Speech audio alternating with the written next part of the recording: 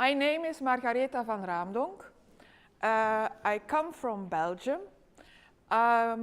If you ask me, are you Belgian? I will probably answer you, no, I am European. Just to tell you that I feel best at home in an international context. I lived as a child in Sweden. At one point I married an Italian man. The north, the south, and the middle are connected in me. Yes, what is my connection with Waldorf? I was a teacher for about 20 years, 15 to 20 years. I taught English from class 1 to class 12. So I have quite a broad sense of the whole, of the whole structure of a Waldorf school, so to say. And at one point, I also did some work in a kindergarten when we had a problem in the school. So I think I have some experience from age 3 to 12. The 3 to 7-year ones, not much, but still. I had my own children, and I have my grandchildren. So I can see what happens with a small child too. That's my background. When I was, in 2004, I was asked to start to work for our federation of the Flemish Waldorf schools. And I've been working with the curriculum ever since. So I am the one who is trying to negotiate with the government on our curriculum, together with a couple of others, but I mean, for the secondary education from class 7 to 12, I am the main person who has written all of the documents to preserve our Waldorf curriculum. So that has been my job. And I also work for ENSWAP, the European Council of Steiner Waldorf Education that Christopher Clowder founded. In that surrounding, we are working very hard on especially 2 topics in the last years. One topic is what we call assessment, and this has to do with qualifications. So whether you can have a diploma, a Steiner Waldorf diploma, is one of our, hopes. And we try to build them. In some countries there are already Waldorf diplomas. In New Zealand, in Flanders, in Norway, you can have a Waldorf diploma. We try to make it more international, and there are a couple of projects going on with people connected to ENSWAP that are trying to make an international Waldorf diploma. We have ACTS in Britain, and we have the connection with New Zealand too, just so that you know. But then the other topic that we are working on very much, or very deeply, at least we try, is the IT, so the technology topic, media education, because we think that is also a problem field. So we have taken these 2 problem fields and try to work on it. Now, how do we do that? We try to lobby, and we try to help projects along, so that the real work on the ground in the schools is done also. But of course, we are not big as everywhere. We have much bigger as everywhere in our movement. We have so big ideals and so many plans, and only very little means. We just do the best we can, as you all do, I'm sure.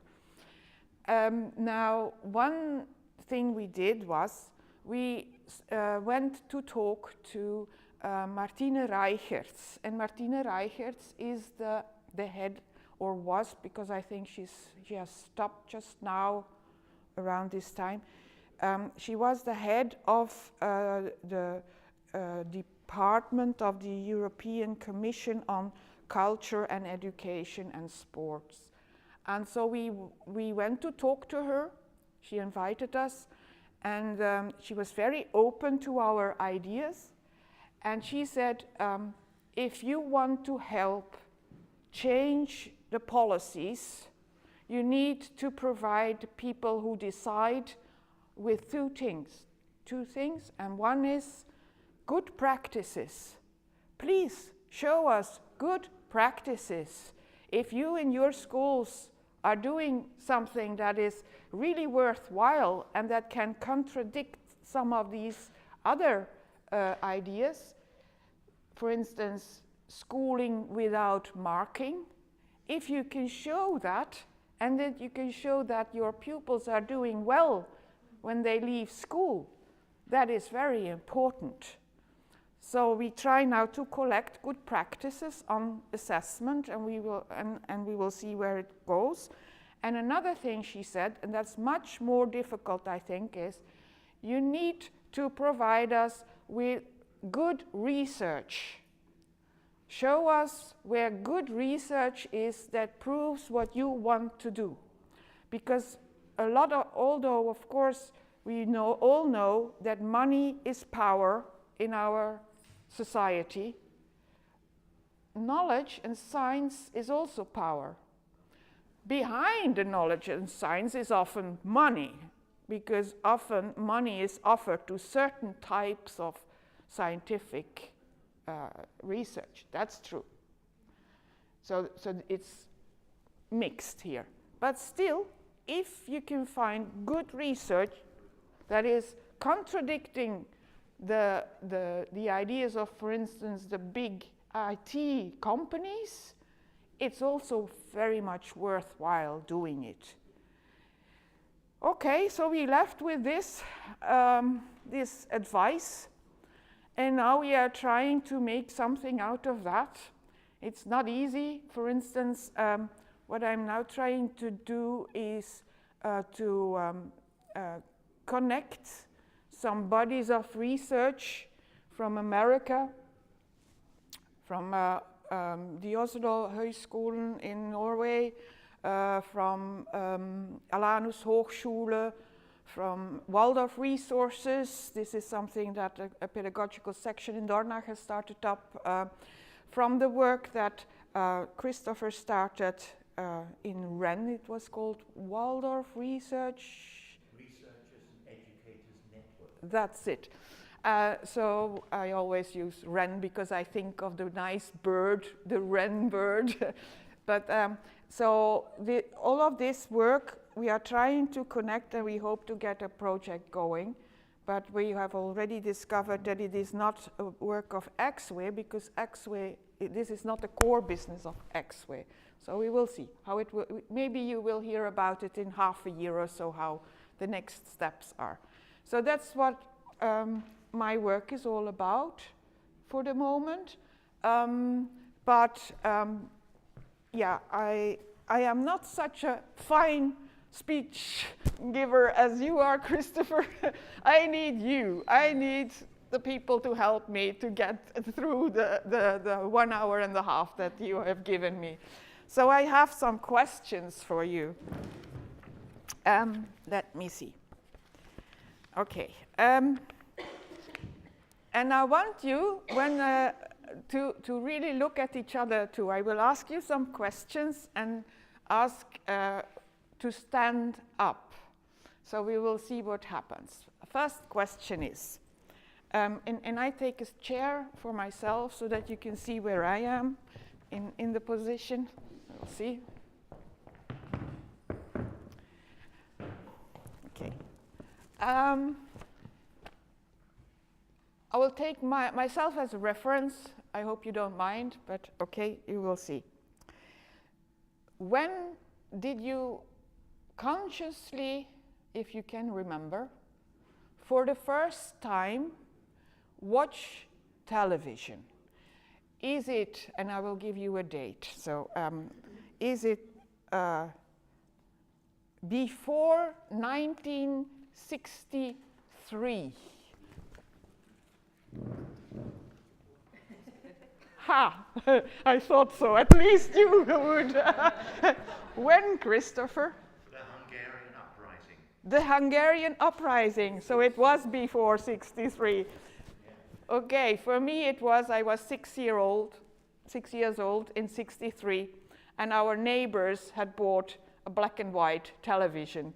And on Wednesdays afternoon, I went to watch the television, so that was my first impression for television. Let's go on, just to see. 64. 65.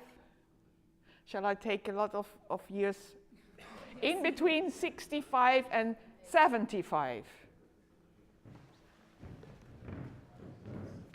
There you are.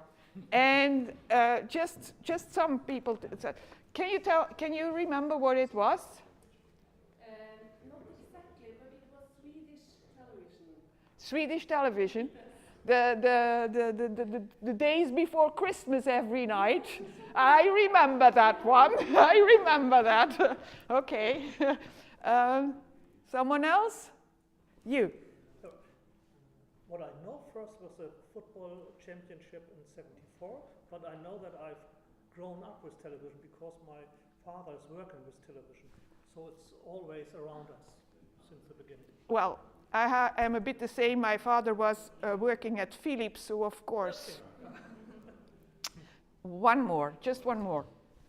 I don't remember. It was black and white. Black and white, there you are. Okay, let's go on. From 75 to 80, 1980. Okay. One. Can you? Cartoons, so you were a child.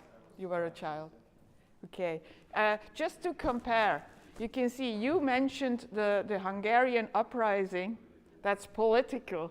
And all of the others of us, we mentioned children's programs. So you can see we are all influenced by these almost all influenced by these children's programs that we saw as a child. Where was I? So 85? Did I say 80? 80. Been between 80 and 85. Okay. Can you say something about it? It was also black and white, that I do remember, and also some Children's. Nothing special. Is there someone who is, of you four can say something? There was a program named Berta. It was a scientific documentary. Interesting. Scientific documentary. And do I remember it correctly that you are also now in scientific world in your job? Yeah. More or less, yeah. Okay. Good. 85, 85, 90.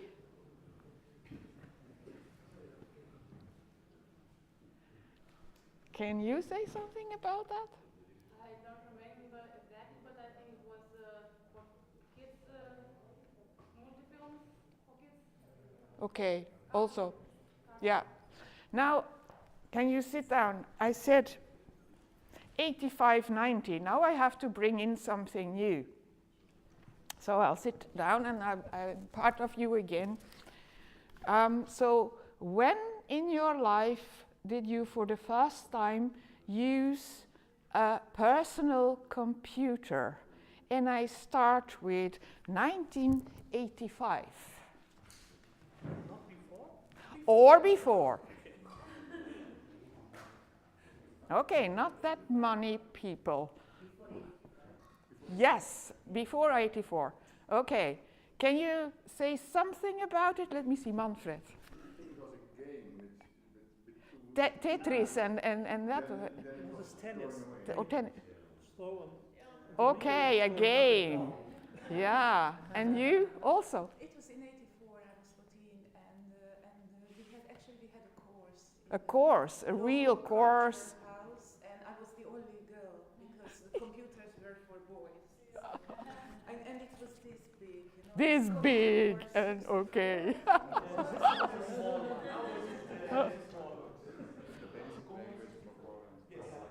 Okay, so we have 85 to 90, so you see not that many people.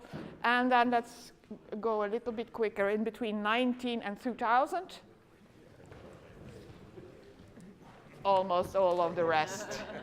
Yes, sit down, please. So why do I do this? To show you how it evolved over the years and how we are all more and more into it. So let me now ask this question. Internet, can you remember when you started emailing? For me it was, so I take myself again, around 2000. 2000. Who started emailing before? A couple of people. Look. Wow, these are the early adopters. I am on the average. Here you have the early adopters. Yes. Okay, there you are. Okay, just so you can see how all of these media are coming more and more into our lives, and then we are all influenced by it, and we are just drawn into it. Just one last question, because after something else that happened is the smartphone. It is still here. So now I'll take my own biography again. Okay. I was rather late, I think. 2015. And who was before 2015? Almost everyone. So, okay, thank you. Thank you for cooperating. Now, why do I do this? It has a connection with Waldorf education. One of the principles that we use in our curriculum work is that we try to mimic the evolution that mankind has done, more or less, during, let's say, the last 2,000 years or so, or even more. And we follow that, we mimic it more or less in the classes. What do I mean? We start with totally oral education in kindergarten. It's totally oral. We don't use anything else but oral communication. Well, that was how we all communicated for, I don't know how many years, but I'm not a good historian. I think, is it millions of years that the people, something like that. So, okay, so all of us started with oral education, with oral communication, and nothing else. And you may know that in Africa there are people who can cite their whole history orally for hundreds of years, so they have learned it by heart and can then just recite it. This is something we lost. But in Waldorf education we still go into that field a little bit, because they all have their verses and their songs and their stories, and even the stories often are in their heads. I can give you an example from when I was teaching in the first class. Teaching English in the first class is very easy. You just start telling the story of Hans and Gretel, and they know it from kindergarten. And I tell the story in English, and they know it, and they recognize things, and they come into the story, and so that's easy. This means that they have an oral background already, and you tap into that same oral background. And in foreign languages, you go on for 3 more years, only orally. That's very important. And we are, in many other schools, we are losing this oral culture. And then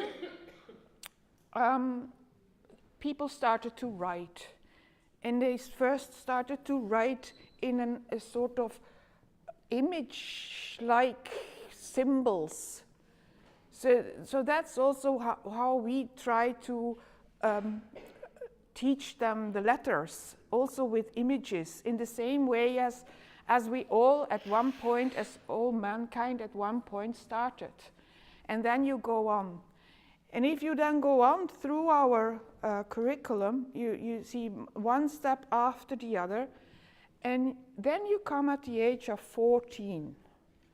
And when you are 14 years old, all of us, we want to be part of this world, the way it is, and the way it shows us even its image, even with all the bad things connected to it. They want to confront the real modern life. Don't talk to them about, the Middle Ages. You can do it a little bit later, but when they are 14, they need here and now. And just before that, if you then look at how the curriculum is built, just before that, we talk about the Industrial Revolution. And the Industrial Revolution is, of course, connected to machines. And these machines, as you told us yesterday with the steam machines, it entered our lives. And in the same way, now electronic machines are entering our lives. And of course, the 14-year-old, he also wants really to understand this.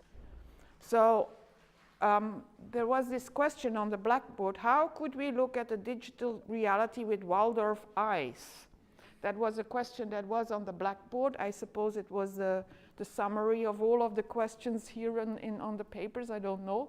But I added something there, and it is a quote. It is a quote of a lady I really admire, Paula Blackman. And she says, a media, I will read it together with you in the old-fashioned way. I chose not to take a PowerPoint and just use the blackboard again and myself and my voice. So a media mature adult is able to choose to spend time with or without screen media. Time sovereignty, according to which option best fits his or her personal goals and needs. And additionally, I made a mistake. That's typically for me. Additionally, when I am too close to the blackboard, I always write mistakes. And additionally, knows how to use media in a limited, active, creative, and technically skilled way. Very important, all of these words. Limited, active, creative, and technically skilled way. I don't think so. Okay, very good. Can you please say me why? I think I meet a lot of mentors with adults, like we are all here in this room, who are not able to think about when they spend time and what kind of time they spend. I agree. I agree. I think what we see here on the blackboard is a big goal. It is difficult to reach. It's extremely difficult to reach, even for adults. And that is because we have not mastered this overwhelming influence that has come into our lives.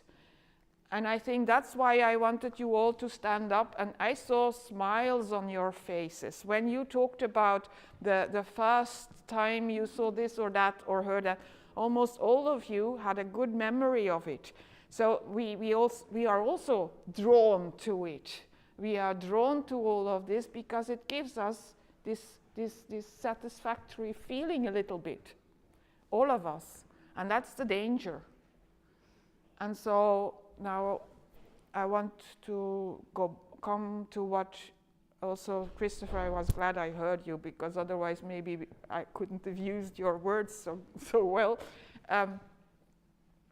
You talked about Steiner and how he warned that we would come into a world where the technical possibilities are almost taking over, and that we are, the astral body is in danger, more or less. That's what I remember from what you said yesterday. And there is more to it, of course. But he also said, And I think that's important to know. He also said, we cannot shut our eyes for it. We cannot ignore it. We need to go into it as the 14-year-old boy or girl wants to go into that world and understand it. And only when we start to understand what is happening, we may get to that point. I'm sure I cannot call myself a medium mature adult. I must confess, I cannot. If I look at this, I cannot say that I am that. And well, so I'm glad you protested. I'm very glad. But still, this is what is nowadays often a goal for media education in general, that we can, that people who leave our schools, that they are able to do this. But how to reach that? How could we look at the digital reality with Waldorf eyes? I have no answer. I really have no answer. It says that I can give you some practical examples partly yes, partly not. I want to recommend at least one book, but there are many others, but from this book you can go on to others. But I really want to recommend you this book. Sadly enough, it's still only in German. So, and it's written by Paula Blackman and Ingo Leitner. So this was also something Paula Blackman said.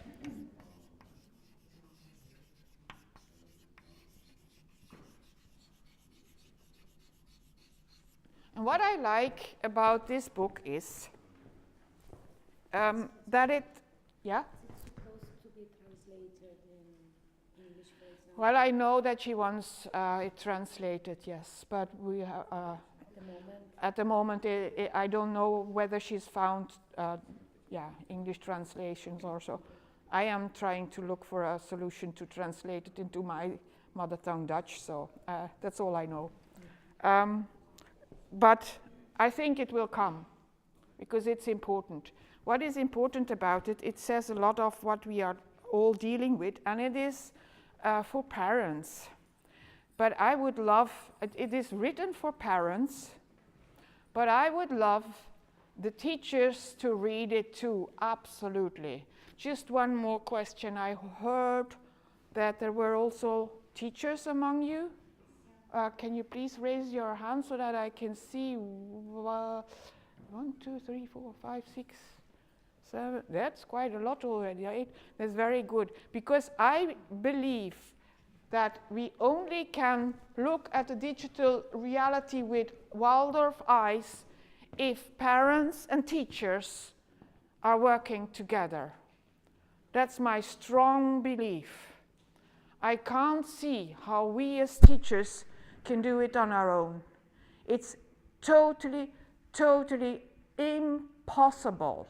I want you to know this as parents, that it is totally impossible for us teachers to withstand the tide that is coming in of the IT forces. I don't know how to call them, but it's so overwhelming. It's so please help us. That's what I'm asking as a teacher. I ask you, parents, help us. Help us with everything you can. So now, what does she do in the book? She has a lot of, she has 15 chapters. Thank you. Chapters. And in each chapter, she starts with really small children and she goes on through the ages. And each chapter first gives a story of something that happens in the family life or in the life connected with the school and the family. And then she describes a Tina. And the Tina, or Tina, is there is no alternative solution. So there, T is, I know, N, alternative. So the TNAC gives the solution you would have as a first idea. And I want you now, after I've told you a little bit more about this book, to work on such a situation, and I will tell you a situation, and I hope you can then work on it with 2 or 3 people together, and we'll see what happens. So you have the situation, you have the Tina, there is no alternative, we need to do this. And then she gives the ideal solution, what would be the ideal solution. And then she gives a lot of tips of, let's say, at least steps towards the ideal solution. Because we are not able, that's what I said, if we don't all help each other, we will not even be able to do that first step towards an ideal solution. We will stay in the there is no alternative solution. And that's sad. So let's try to get out of it at least with one step. Now I'll give you my situation. I told you I am a grandmother. Yes. But I am a bonus grandmother. What is a bonus grandmother? I married twice. I had 2 children of my own with my first Italian husband, and then they are called Del Piero. And then I married a second man, and he had already 2 children of his own. And one of these children started to live with us around the age of 16, and the other only visited during weekends. So there is not such a close connection to my bonus children as there is to my children. And they were not in Waldorf schools, my bonus children. They were in ordinary, regular schools. Now they have children. Now my eldest bonus son has 2 children, one of 5 and one of 2 years old. And my bonus daughter has 2 children, one of 6 and one of 8. So now I am, and by the way, it's really nice, I am the extra grandmother, I am bonu, and that's very nice. So for them, I am their grandmother. Now, here's what this grandmother has lived through. I take one example first and the other later. What she lived through. She went to the house, they live in a very tiny house, so small, because it is really difficult to get a house, and it is even next to her father, in the same house more or less. So it's really, really tiny. What you said about the young people of today, yesterday also. So the children have a big garden, yes, but inside there is no room to play, hardly any room. Let's say 2 square meters or something. So we visit them, and the little boy of 5 is sitting in front of his tablet. And he is watching YouTube films. And the father has made it possible that he can only watch YouTube films that are suitable for little children. So when you watch what he is watching other children play, one after the other. 3 minutes a play, 3 minutes a play, 3 minutes a play, and he is sitting there. I start playing with the 2-year-old on the floor. At least we have the 2 square meters, so I'm down on the floor, and we are playing, and we are having a good time. And then suddenly, as 2 years old, try to communicate with small words and showing what they want, I understand she wants to sit at the table next to her brother. So I bring her to the table, I start playing with her at the table, then she's again trying to communicate, and the mother says, oh, she wants her own tablet, and she takes out this other tablet with wings of a bird on the outside so that it can stand, and she starts playing on this tablet the same YouTube films. And when we just 1 minute before that we were playing on the floor, and now she is watching children playing on the tablet. I was baffled. I didn't know what to do.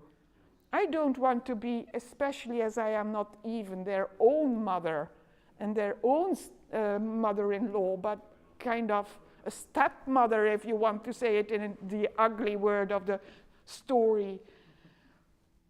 I felt terrible. I just didn't know what to do. This is my situation. Now I ask you, how would you solve this situation? So, can you try to work with 2 or 3 and work something out? What can I do? So can we please try to listen to each other a little bit in the whole group?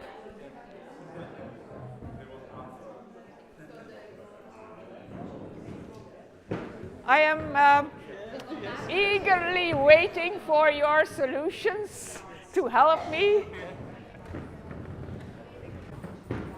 I will first give you, there is no alternative solution that I started with. There is no alternative solution for me was, I don't want a conflict with this family. I don't want to force them into doing something they don't want to. I will sometimes say a little bit about what I know, but I've already noticed that the ears are shut. So let me see what you have to say to me. Maybe from our group when we stand up, just from the discussion.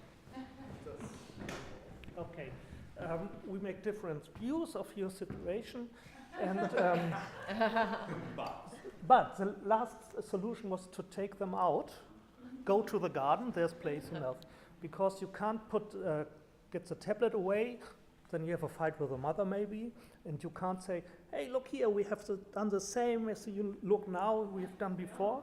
This is also no solution. You must change the situation, and the only change in this situation for us was to go out in the big garden. Thank you. At least that's a very practical and useful suggestion. Someone else there.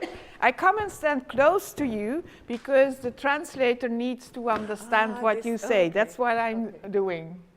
This is my group here, and we were in the very lovely situation that we have a practicing grandfather in our group. So I can share with you what Christopher is doing. He goes and sits with the children and watches that film, and then talks to them about what's happening, and picks out an element like a song, like this Ring a Ring of Roses song. This is actually a situation that happened, and he starts singing with them. And starts to tell stories, and with this, they always find it more interesting than what's happening on the screen. So that's that solution. But then we went on how to deal with it in later times, like when they are 10 or 11, and we started to further this whole situation. Okay, that will be interesting for a little bit later in the day then. You want to say something? I come closer. Thank you. No, the question is that maybe the children prefer, they don't say anything, but they prefer to do, to sing, to play with the hands, to go to the garden. But you have to suggest to be there and get something you can watch on the cartoon and say, okay, we'll do that. We can do that. And thank you. Yeah. Yeah, that's what Christopher also. Yeah. Yeah. Yes, show And that's the warm first step. interest. Put your arm around them. Show interest, give warmth. Go into the game. Gradually lead them away, and then. Yeah. But that's very young. Yeah, you, and then I'll go there. Okay. On our group, we agreed with the first two ideas, to create new opportunities to connect with the children, but outside the house, this is something, or inside, cooking, reading, bringing them any book, creating new activities, okay, instead of talking about, you know, the computer, just saying no. And then the other one, it's mine. Yeah, okay. I was wondering whether it was one of my two here. Just in this moment. And the other one idea was not to leave the children alone with the tablet, because this is a message that it's very important, because if we leave alone children with technology when they are really young, it becomes just a babysitter. Then when they are younger, you know, these conversations that are an opportunity, an educational opportunity that it comes in the future, they don't understand that they have misplaced, you know. So it's something that, you know, not to leave the children alone with the technology, even if we are not, you know, we don't agree. I think that this is something really important. Don't ignore, you know, that moment, even because it's an opportunity, I don't know, to talk about something, to start a conversation, just to double check if what they're looking, it's interesting or not for them. Yeah. Okay. Thank you. You wanted to say? I think that you can make a tradition. For example, you bring with you a box with sand or mud, and it will be always this box, and they know that Granny comes and she makes a sand house and sand city from the sand, and we make together. Can you all understand? Yeah, okay. Thank you. Yes? Yes, in our group, we raised several questions which were similar to the ones that were raised before, and said to create a situation which would be more attractive to the children, so that they would be, you know, into it, like telling stories and cooking something, which certainly would be more attractive. And alongside, you know, we thought that there's an individual answer, but the best answer is a social answer, which means to bring the issue as an educational policy, because if you are not a Waldorf family, I mean, there's very little you can do for the others. I'll come to you so that they can hear, for the benefit of the translator. We were talking about being curious about, is this a situation that is common, or is it only because they have visitors?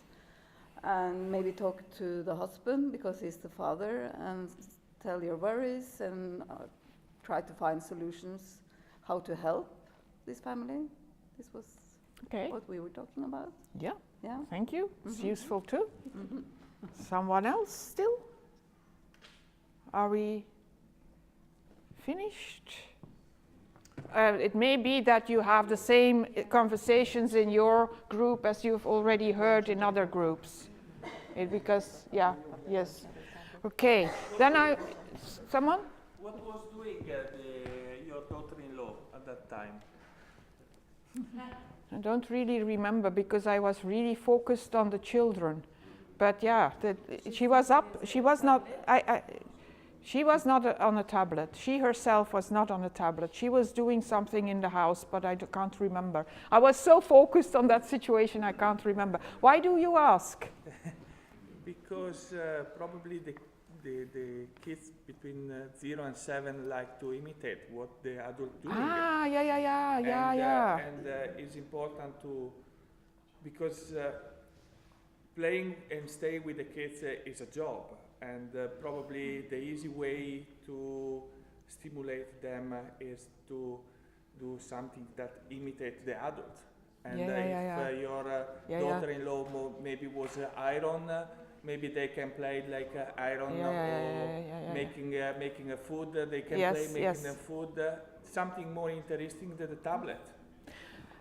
Well, good. I can use this. I think you're right. I mean, she is rather addicted herself to Facebook and her tablet. Yeah. And the husband, he is, it's a bit weird. He is an IT professional. He sells the security security systems for big firms. So he is also completely into that world. Yeah. So it is rather tough. Nobody cuts the grass or growing the flowers. Well, her mother cuts the grass. So and even does the ironing. So that's very easy. No, but this is just a situation. But I don't want to go into it in more detail. But on the other side, I can use now some of the things you've said to connect it to Waldorf education again. So I was very glad with what I heard, because I think mostly what you say is offer an alternative in the analog world, not in the digital, but in the analog world, and offer an opportunity for real life connections with your grandmother. That's what you are saying. And what I think is important is that we also do that in our schools. So if we then can agree with parents and school that this is so important that we have to start with the analog world. So I have put on the blackboard stages in the development, or more or less, because please don't see it as a strong borderline. Because I want to say that because I know that sometimes people are so interested by the theory that they think that every child at 7 will go from that stage to that stage, and that is not at all true. There are many more exceptions nowadays than this, and I think it has to do with our disruptive life. So, but okay, let's keep it as a far ideal towards which we want to take 1 or 2 or 3 or 4 steps, as many as possible. So in between 0 and 7 years old, they need to move. They need to use their senses. They need to learn through imitation, and then hopefully we give them a good example. And we are not ourselves watching at our tablets and phones all the time. And then we come back to what you said. We are also addicted a little bit. So it's difficult. I mean, I speak for myself. I also know that I need to sever it, this connection with the machines, consciously. Then in between 7 and 10, the world of the images is so important. The stories, their world is broadening, and I need the stories, as I said, with the image of the letters. So we come into that world, and then it is also important that we stay in the analog world, because if we block their imagination with the screen images, we lose so much. So again, we need to stay in the analog world. In between 10 and 12, I've seen a lot and heard a lot. And in some countries, even the state obliges the schools to start with something with technology in class 5 and 6. That is not easy. In Holland, it's an obligation. In Belgium, it's an obligation. I don't know how it is in other countries, but not by heart. I mean, sometimes I hear one or other person say it's in our country the same. But the obligation is coming in because of the way of thinking of the politicians and the educational, I don't know what, but I mean the ones who decide on what should be taught in school. It can be different in each country. I know how it works in my country, but that's another story. I sit at the table when we decide this. So and try to convince others that it is not necessary that they start here. It is not. But I think it's not necessary for the school life, but it's necessary to talk about because they are on the media and the social life. And That's very important. and social things come into the school. That's very important. That's important to talk Yes, about to get yes, socialized in. yes, you're right. I agree totally. And that was also the discussion in our country when I hope I won't talk too much now if I start on this, because that's really my topic.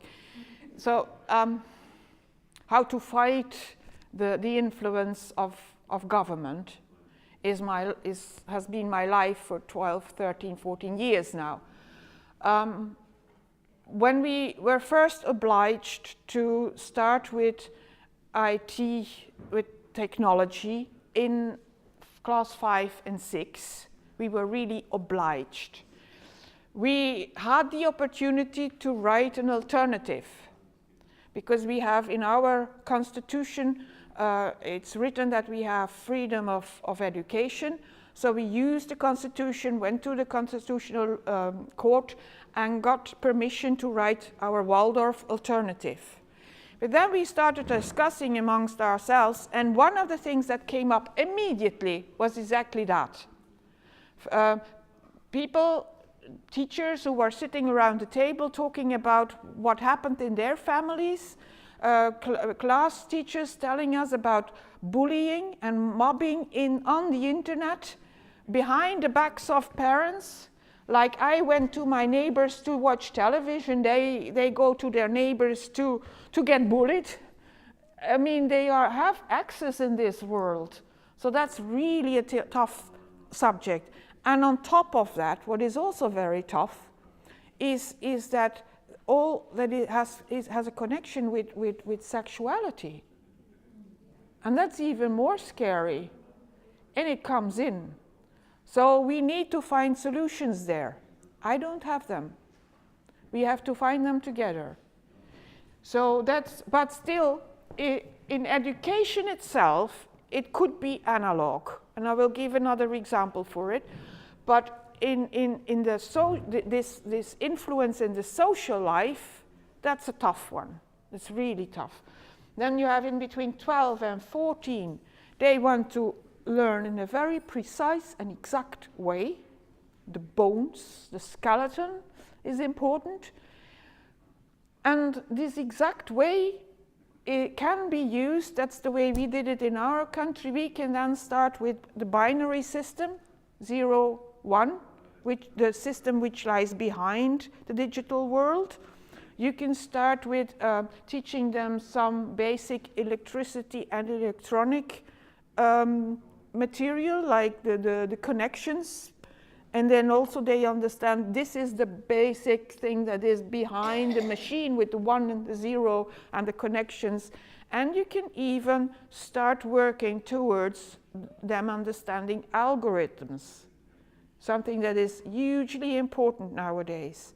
And if you think of playing chess, if you play chess, you know that the horse jumps like that, and that the queen can do this and the king can do that. You have to learn, and then this kind of thinking is also connected to computer thinking, and so I mean there is a whole world of things you can do in an analog way here.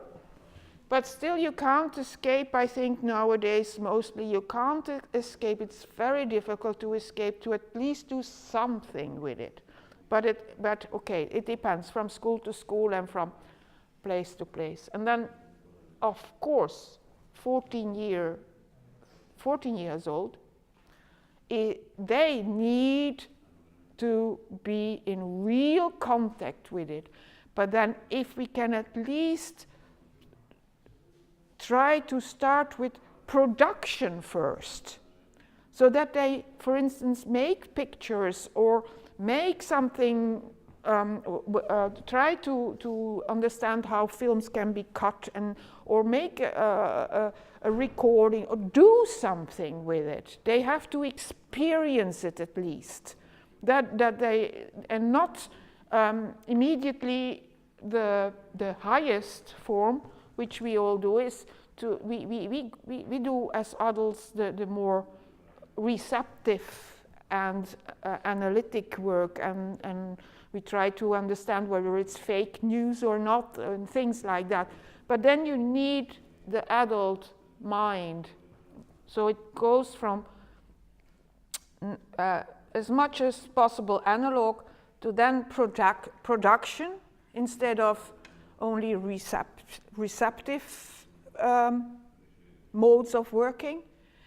And then in the end you come with here, around here and there with more critical thinking. Now this is going through it very, very quickly, but I don't want to go into too much detail here, but I think we still have a lot of work to do here. What are good steps for us? And then I can give you, I have to watch my clocks because sometimes, yeah, I still have a little bit of time for this story. The other family, my bonus daughter, I am very, very happy with what she has taught herself, so to say. She is a school psychologist. So she, of course, knows an immense, she has an immense richdom of knowledge of how children learn and what is important for them and what how their feelings are working. So she has this background, and they had no television in the house until they were 6 or 7. Now they only have a television with some films, and sometimes they watch films together, but not the daily television work. There are tablets in the house because the husband is an engineer, a mechanical engineer, doctor engineer even, and he doesn't even use software. He is writing computer, how is it called? He does it himself, so he writes the software himself. He doesn't, he programs all the time. He can program as I can type. So he's very experienced in it, and he knows very well what is behind it. And what he then does with his children is he works with the analog world. So although the eldest one is 8 years old and he doesn't know it, he already knows the principles of programming, but with a game that is done on the floor, and so that you have a sort of, they have to think, it's like chess again. So they have to think what will happen if it goes 2 steps that way and 2 steps that way and 2 steps that way and things like that. I mean, I can't explain it very well because I'm just learning and watching him do it. Because for me, this is also new. How is it possible? But then when I watched it, I saw something and I connected to what we do when we teach algebra. When we start algebra, when they are 12 years old, and we want to teach them what happens when you have minus numbers, we put them on a line. We say this is the 0, then you have +1, +2, +3, and there you have -1, -2, -3. And we give them in their body an experience of what it is. +1 is to that side, now plus you have to turn, and then 1 step ahead like this, and another step +1, then you are 2. Minus, you do like this. -1, you go this way. But then, so by doing it, you get a feeling of this minus and plus, and plus and plus goes that way, and minus goes that way, and minus and plus. And so you get this feeling of how it works. And in the same way, there is now a new body of knowledge coming up, and a body of didactics coming up in the world, not always in Waldorf, but always you can find it outside of Waldorf too, which has the same principle. The principle that you can learn computational thinking, I think they call it, like you have algebra and like you have geometrics.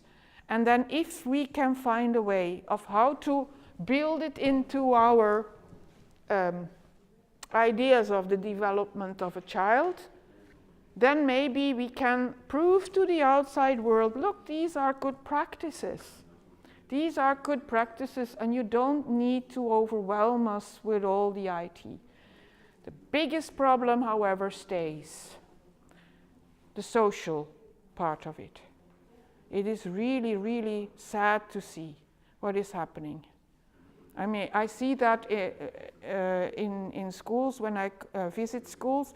Sometimes the whole faculty can be in ruins because one of the classes is contaminated with mobbing on the internet. And there is even a school in Flanders where the whole of the class left. Only 2 or 3 pupils stayed in the school because they couldn't take it anymore.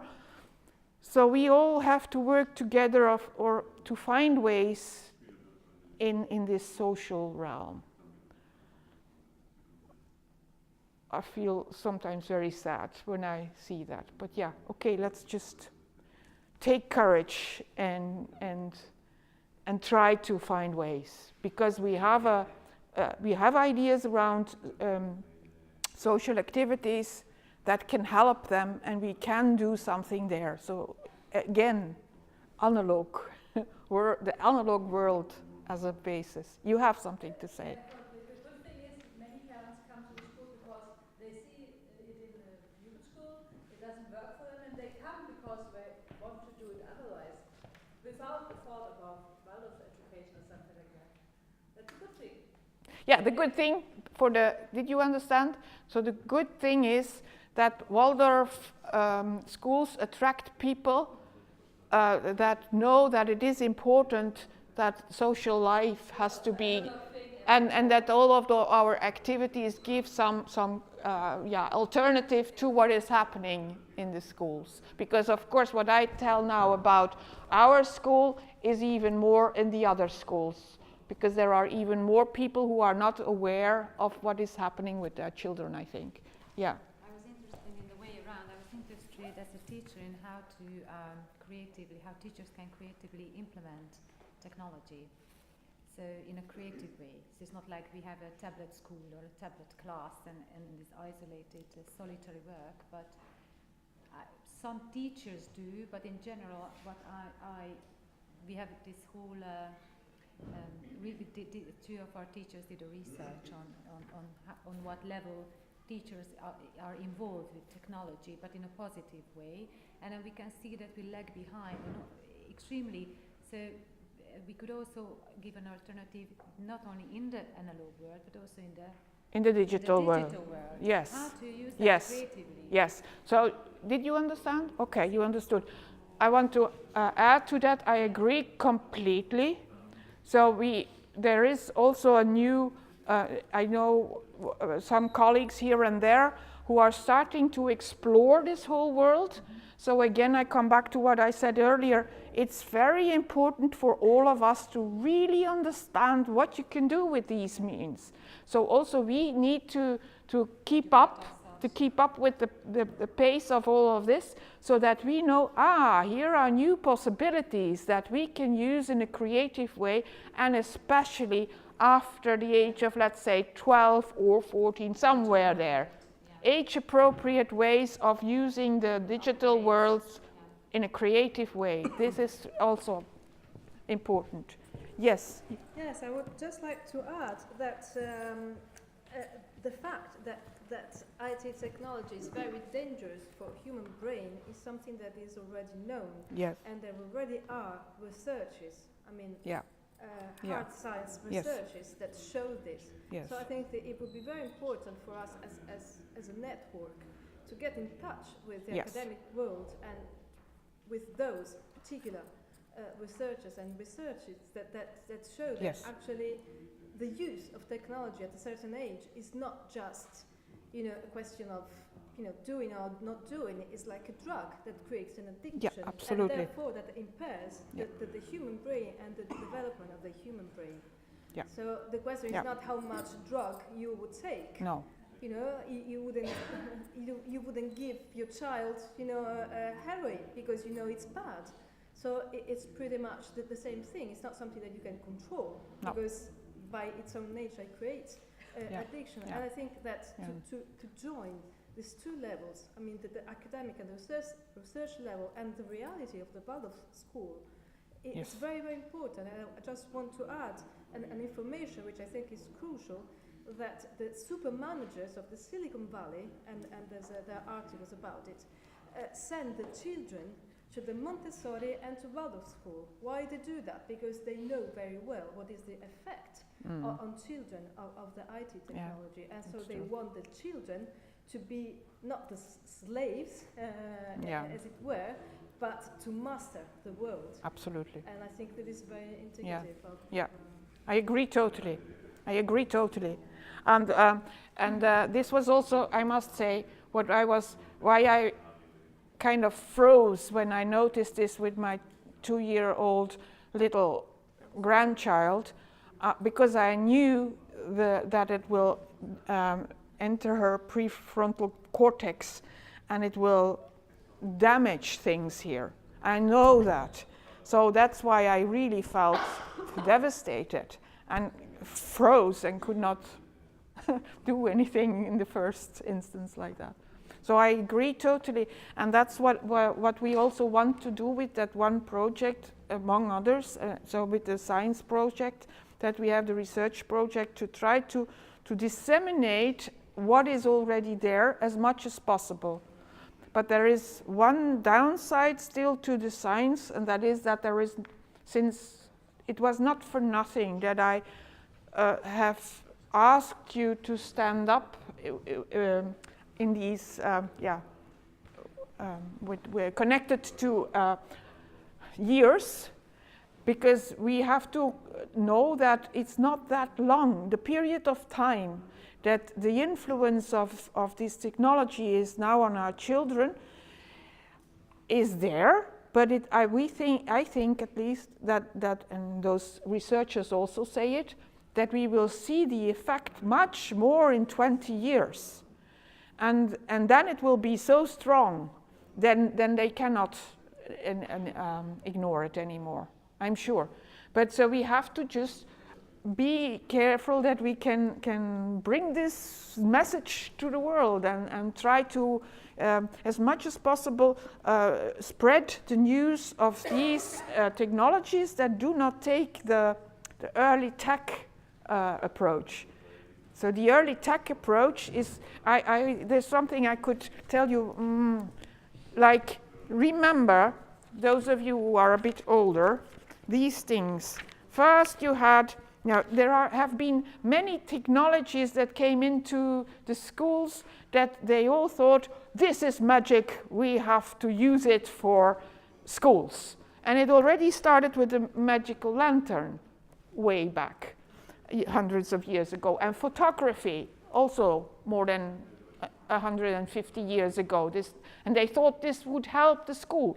And then you had the school, when the film came, and then the school television came. And then the language labs came. And in the beginning, it's always the same. They think it's the wonder method. The wonder method that will teach everyone what they need to know. And then after, so there is a euphoric sensation, oh, this will solve our problems and they will learn like this.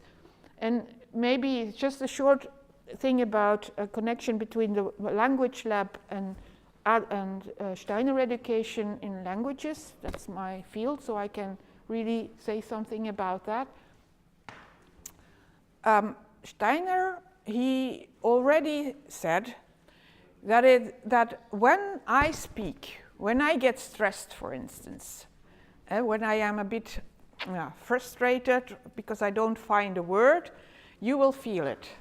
So I have to be careful not to stress you too much, but you will feel it. It will enter your body too. So we have this close connection. When we talk inside of you, you are kind of talking together with me. That's the way we listen to people. So that's also the reason why it's easier to talk to a mother tongue person than to someone who is still learning a language. You start, even when you are very good at the language, you start to make mistakes when you talk to someone who is starting to learn. And you will be better when you talk to a mother tongue teacher. So this mimicking is happening inside of us. And science has proven that it is indeed true. So it has proven that Steiner, more than 100 years ago, had a good insight there. And there are very tiny little movements going on in your, how is it called, vocal organs. Your vocal organs are now doing a little bit the same as mine are doing, but in very, very tiny movements. Of course a machine can never do that. A machine. You can only learn something from a machine, even another language, if you have had the first steps without someone else. And the language labs are no longer in any school. They were crap. They didn't help. So let's hope that the same thing can happen to the digital means, that the things that we can really use, I'm not saying that taping something, like making, for instance, a hear play on a recorder could not be something very nice, but it will not, it's the creativity and the what you put into it, there is the learning experience, and not afterwards listening to it, and the learning experience is much smaller. So let's hope that we can find ways, and then maybe it's time, I think. Let's find ways that are appropriate. We do not have to ban the whole thing. We need to understand it. Parents need to understand it. Teachers need to learn a lot. As you said, we need all of us teachers need to learn to manage these new technologies in a way that will be helpful for our kids, and then hopefully after some time this euphoria will disappear a little bit, and wisdom maybe appears. Yeah, I think I stop here.